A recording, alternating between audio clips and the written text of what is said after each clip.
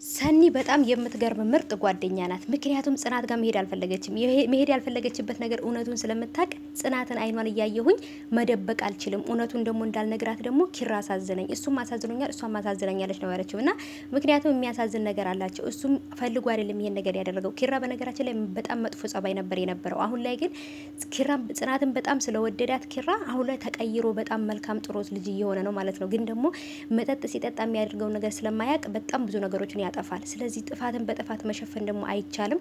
እሱም ደግሞ ለጽናት እውነቱን መደበቁ ነው ጥፋቱ ማለት ነው፣ ሌላ ነገር አይደለም። ሰላም ሰላም፣ ውድ የተከበራችሁ የቻናሌ ተከታታዮች እንዴት ናችሁ? ከኔ ጋር ሁሉ ሰላም ነው። ሰላማችሁ ይብዛልኝ ባላችሁበት ውድ ቤተሰቦቼ።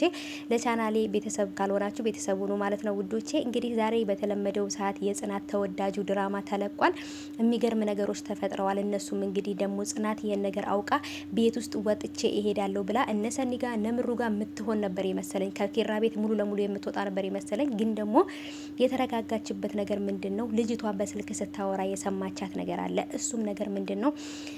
ልጁ በጭራሽ ከሷ ውጪ ሌላ ሰው ምንም እንትን አይልም። ቀበቶውን በጣም ግጥም አድርጎ አስሮ ነበር ያደረው። ምንም ነገር አልተፈጠረም። ግን ደግሞ ምንም ነገር አልተፈጠረም ብዬ ለኪራ ከነገርኩት ከቤት ያስወጣኛል ብላ በስልክ ስታወራ ነበር የሰማችው ለጓደኛዋ። ይሄ ማለት ደግሞ ልጅቷና ኪራ ችት ያደረገ መስሎታል እንጂ በጽናት ላይ ወይንም ከልጅቷ ጋር አብሮ ያደረ መስሎታል እንጂ ልጅቷ ግን ከኪራ ጋር አብራ ምንም ነገር ያደረገችው ነገር እንደሌለ ታውቃለች ማለት ነው። ግን የተጠቀመችበት ይሄንን ነገር ለጽናት ነግራታለሁ ወይንም ደግሞ እቤት አስገባኝ የሚለውን ነገር ነበር የተጠቀመችበትና በጣም የምትገርም ልጅ ናት ከምላችሁ በላይ። ይሄን ታስባለች ብዬ አልጠበቅኩም። ግን ደስ ያለኝ ነገር ኪራ ምንም ነገር አለማድረጉ በጣም ደስ ብሎኛል። በተለይ ከጽኑዬ ጋር እንዲለያዩና ምንም ነገር እንዲፈጠር አልፈልግም።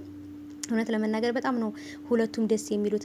ጽናትና ኪራ ሲጣሉ ሙሉ ለሙሉ ቤቱ ነው የሚታመሰው ማለት ነውና በጣም ነው የሚያስጠላው። በጣም ነው ድራማው ራሱ የሚደብረውና እንግዲህ ይሄን ሰሞን በቃ ሲለቀቅ ምን ተፈጠረ? ጽናትና ኪራ ተለያዩ። በቃ በአሁኑ በተለይ ጽናትና ኪራ የሚለያዩ ነበር የመሰለኝ።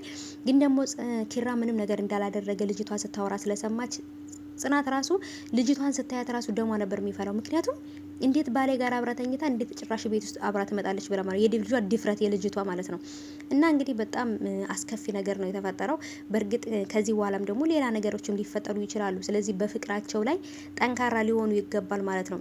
ሰኒንና ናሆሜን ሰኒንና ክብሮ ማለት ነው። ሰኒንና ክብሮምን እኛ ለማፋቀር ለማጋባት እየፈለግን ጭራሽ እነሱን እናፋቅራለን ብለን ተፍተፍ እያልን ጭራሽ እዚህ ጋር ሁለቱ ደግሞ ተጣልተው ቁጭ አሉና በጣም ነው የሚደብረው። እኔና ጽናትና ኪሮ በጭራሽ ሲኮራረፉ ደስ አይለኝም። ጽናትዬ ኪራዬ ሲባባሉ እናቴ አባቴ ሲባባሉ ነው ደስ የሚሉት።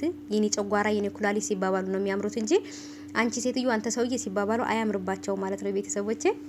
እና ስለዚህ ከዚህ በኋላ እሱም ይቅርታ ጠይቋታል በልጆቹ በእነሱ ፊት ለፊት ማለት ነው።